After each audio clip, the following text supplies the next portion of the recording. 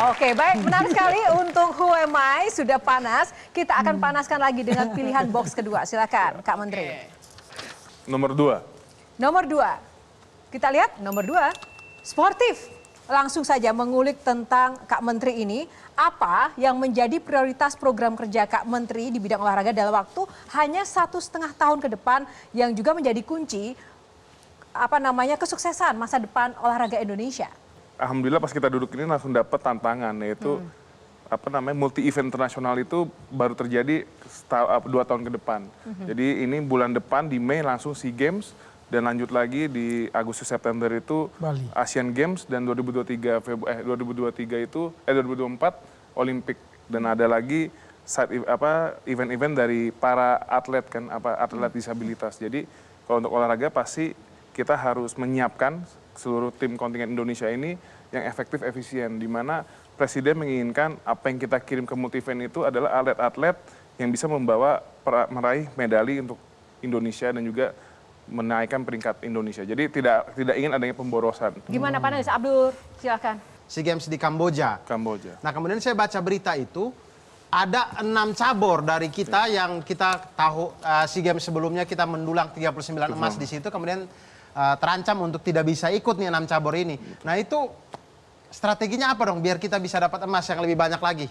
Ya, jadi memang kita juga harus akuin dari dini bahwa kita masuk besok SEA Games Kamboja ini memang sudah memiliki tantangan yang langsung ada di depan mata, yaitu potensi 39 medali emas sudah hilang. Jadi masalahnya ini besok itu game yang lebih banyak Indonesia bisa main itu game yang beregu. Ya. Jadi otomatis atletnya pun bengkak gitu. Medalinya 1. Atlet bengkak, medalinya 1. Oke. Jadi memang ekspektasi masyarakat, apalagi kan sekarang ekspektasi masyarakat ini lagi tinggi banget terkait olahraga ya. Jadi ya ini memang harus kita strateginya mau nggak mau harus memperbanyak atletnya karena itu beregu, dan potensi emasnya insya Allah minimal masih bisa bertahan. Nah, kemudian kalau saya sih sarankan di SEA Games ataupun acara-acara yang lain, ucapan selamatnya tidak perlu pakai fotonya Kak Dito. Enggak. Kenapa? Nggak suka? Kenapa? Kan biasanya begitu.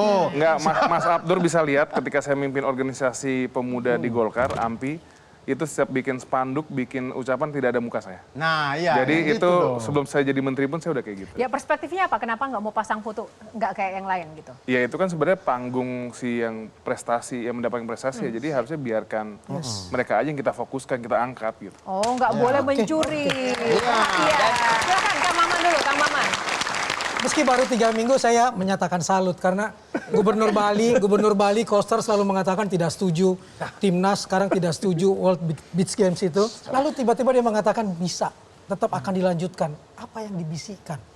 Pasti yang saya selalu kedepankan itu semua tuh pasti bisa kita cari ketika kita mau berkoordinasi dan melakukan komunikasi intensif.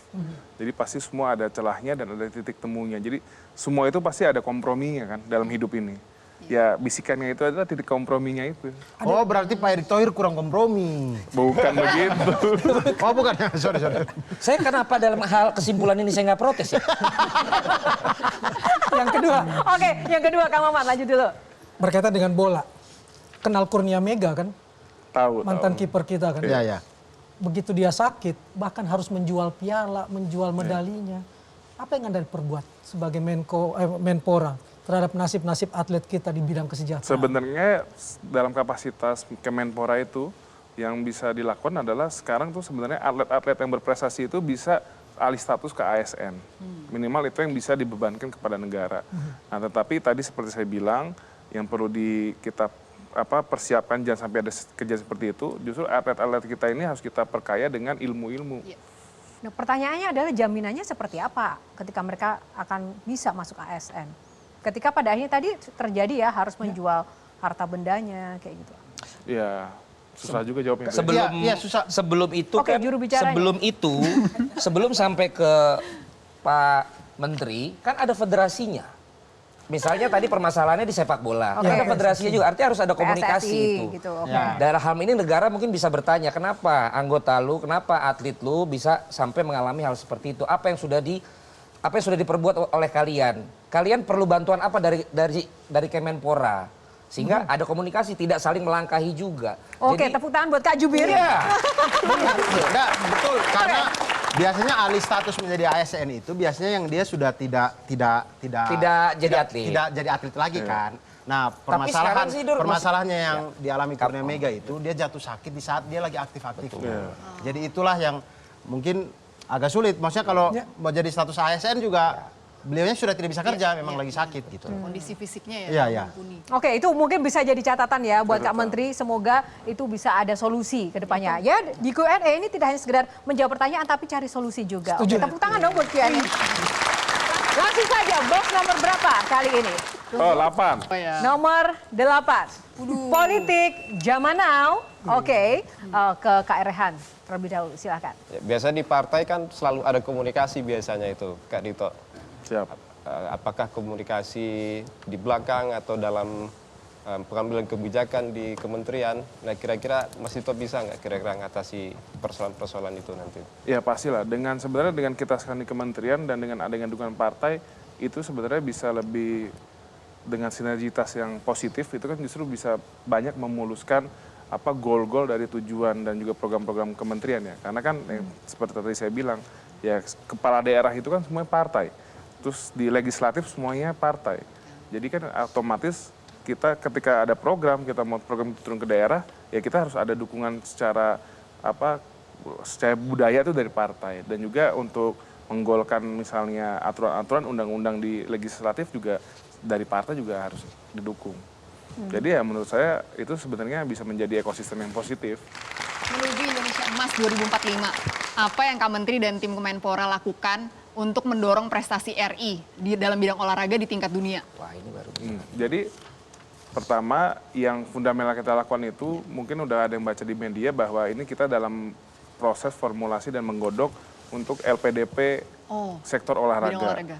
Jadi ini tujuannya tuh ada dua, yaitu untuk atlet dan juga untuk manajer olahraganya. Jadi kita ingin anak-anak yang dari SD ini mereka tuh belajarnya penting, tapi mereka udah tidak usah takut ketika mereka fokus fokus di dunia pelatihan atlet ini, mereka akan kesusahan di kuliahnya. Oh iya benar. Jadi ketika udah ada fokus ini, dan kan kalau yang program LPDP itu kan kita tidak terbatas. Iya. Mau sekolah di Harvard bisa, Iya, Oxford benar, bisa. Jadi benar. sampai berapapun biayanya tuh udah ditanggung negara. Jadi ini akan secara SDM atletnya bisa fokus pelatihan dan juga nantinya kalau memang keterima di universitas yang bagus, masa depannya juga lebih terjamin. Amin.